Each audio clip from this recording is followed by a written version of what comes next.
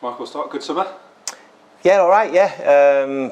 Not as good as some of the lads when I've seen some of the tans over the last 24 hours that have come back and my pasty white skin.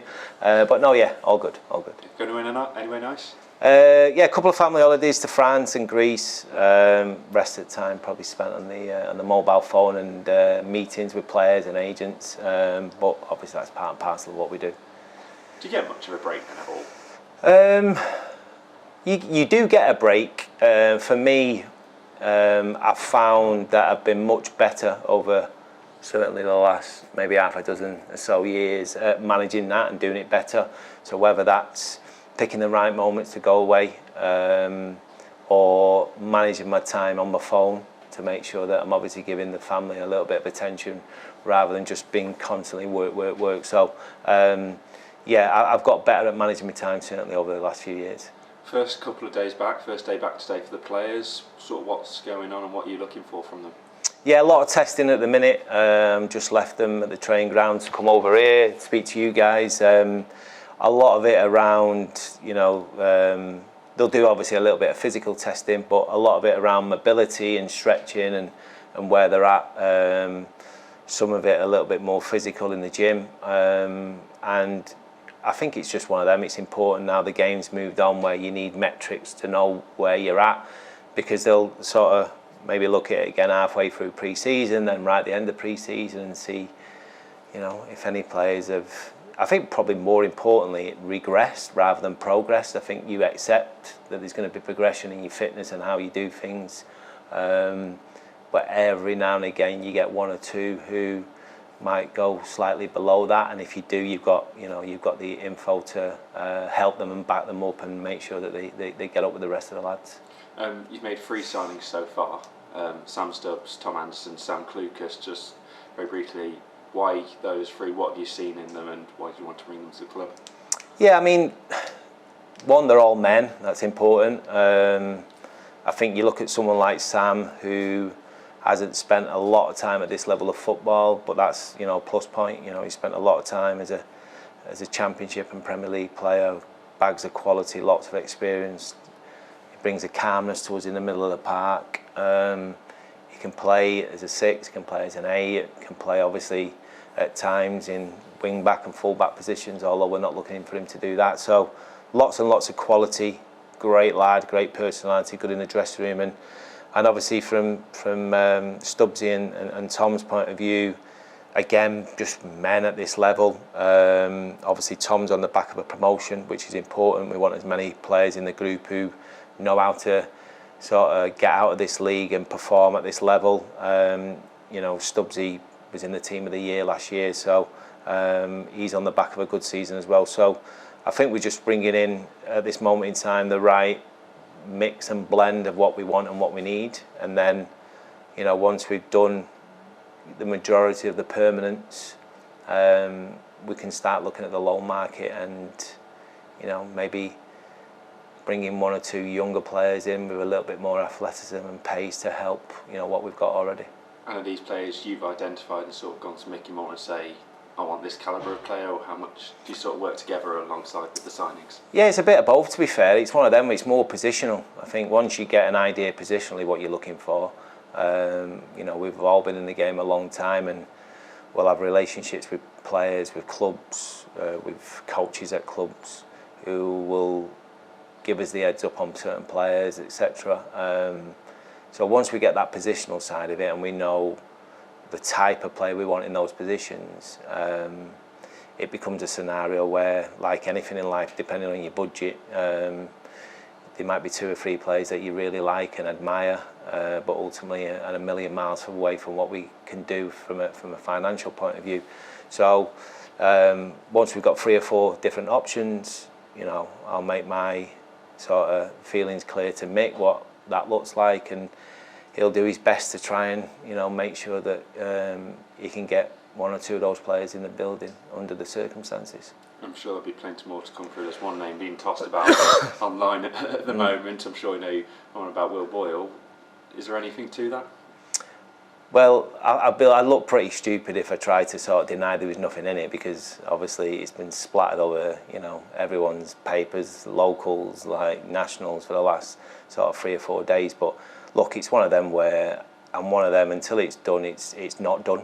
So, I think from our point of view, the fact that people are actually even talking about us with bringing in a player, with the ilk of someone like Will, is testament to the football club. So it's a bonus, but I'll answer that question in due time, hopefully when and if it gets done. Are you looking to move any players on? Do you know if any offers have come in for players that are still under contract at the club?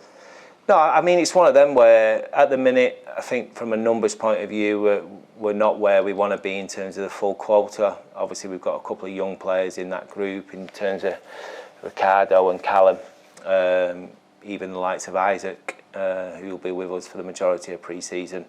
I'm sure there's going to be 2 or 3 players that are in the group now that have come back first day of pre-season, potentially looking forward to having a good season, who, for whatever reason, are not with us on the 1st of September. That's just natural. That happens up and down the country. The only thing I would say is, and I'm pretty confident in saying this, is that, and it's certainly not from a disrespectful point of view, I think the players that have walked through the door are an upgrade on the ones that have walked out of the door, and I think it's important that we try and continue that, that method. Well, we spoke about the experience you brought in with those 3 signings so far, and I want to take you back to your comments after the Northampton game. You said, if I'm still here, things are going to be very different, and there's a softness to the group. Is that a bit about what these enforcements are, just bringing in those experiences, those leaders who can make it a very different side to what we saw last season? I hope so, yeah, I definitely hope so. I think,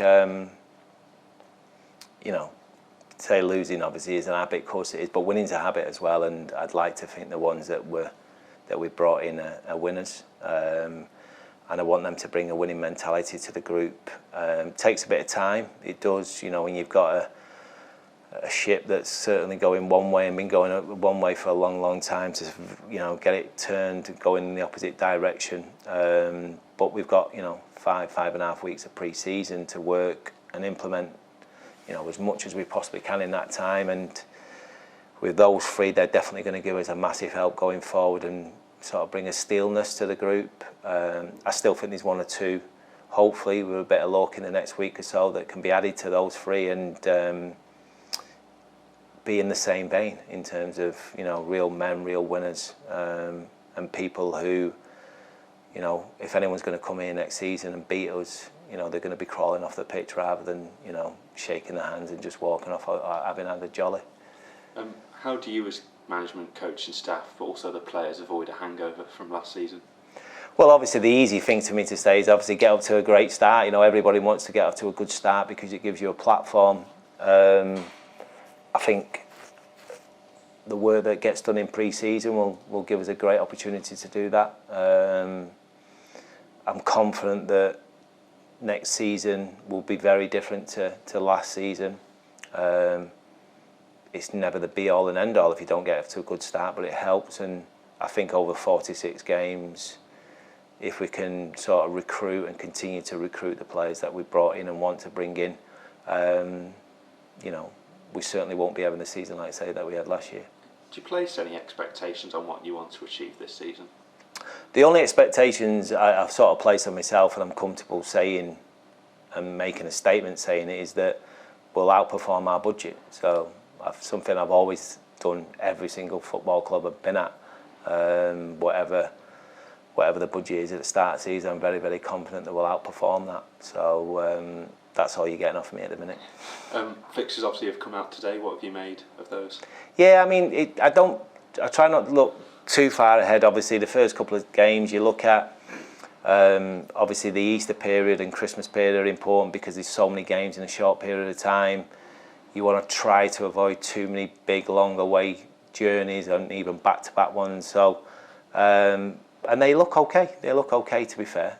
So, from that point of view, don't think too far ahead. We've got Bromley in 5.5 weeks' time, and for us, it's about trying to make sure we get ready for that. You've got a few pre-season games as well. It all come round very quickly, doesn't it?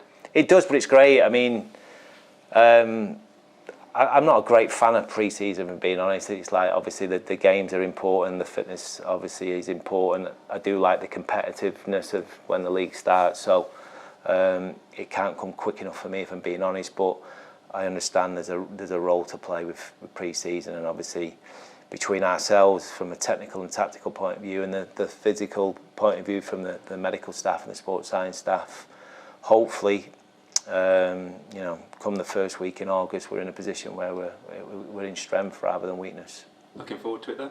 Oh, I can't wait. Yeah. I mean, like, to be fair, I think once you've had a couple of weeks off, and even though it was a very short season for me last year, the break, even though it come at a good time because there had to be a reset, but in terms of the day-to-day, come at a wrong time for me because I was just getting into it. So, yeah, can't wait to get back at it. Obviously, this is your first pre-season in a couple of years, isn't it? What's that sort of been like? Is it been easy to readjust sort of to the methods and stuff?